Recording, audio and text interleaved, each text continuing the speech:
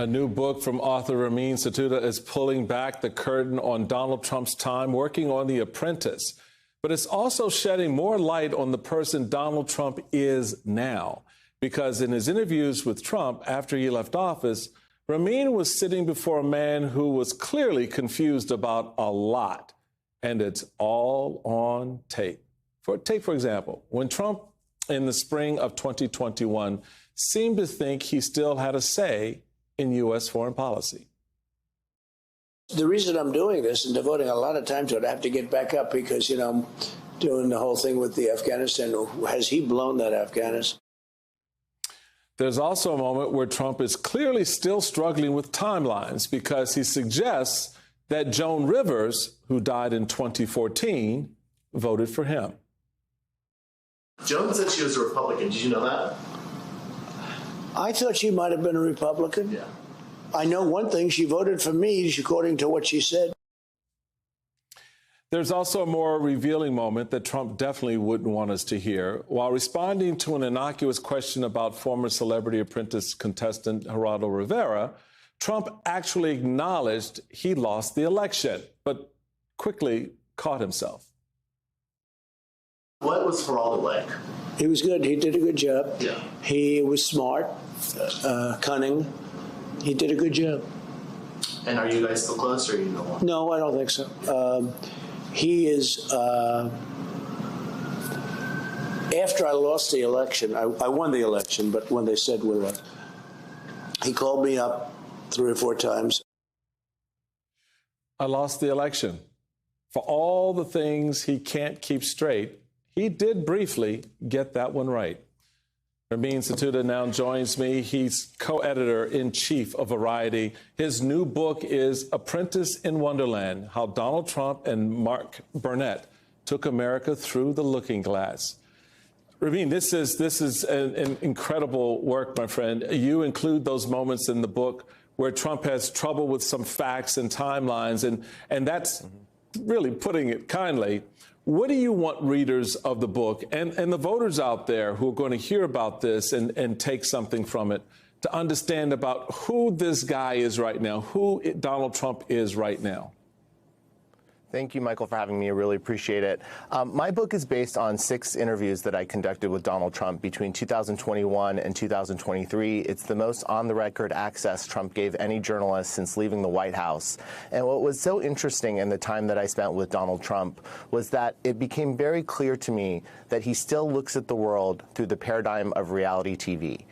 He became incredibly famous because of The Apprentice, which aired starting in 2004, and he views the presidency and his campaigns for the highest office in the land as extensions of reality TV. And that's why when we hear him at his rallies and he's talking about sharks or Silence of the Lambs and everyone is very confused, he's not interested in governing or policy. He just wants to entertain people. And I think if you look at Donald Trump through that lens, it becomes much more clear what he's trying to accomplish. That's the scary part. I've been saying it since this whole thing began with him, going through that looking glass of reality TV for Donald Trump, because that's the world he exists in. So in reaction to the book, what has that world been like in terms of responding to you in this book? What have they said? Have you gotten some reaction from Trump's orbit? I can't imagine they're thrilled about this book and the stuff you're putting out there right now.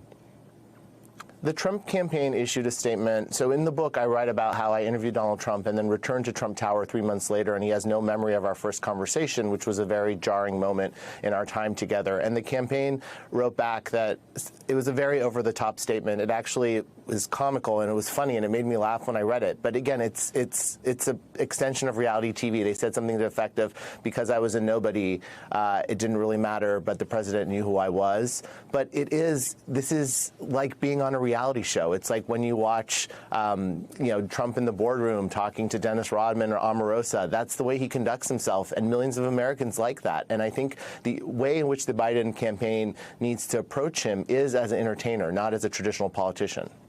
I have to be honest, I've been referring to this period of Trumpism as the longest weekend at Bernie's in history. And somehow we're trying to figure out why and how. And you really put some light on that because you've now framed it in the way Trump sees it. This is entertainment. This is just another episode every day, every moment that he wants to go through. So when you first started the interviews, he hadn't been indicted yet. He hadn't been convicted yet.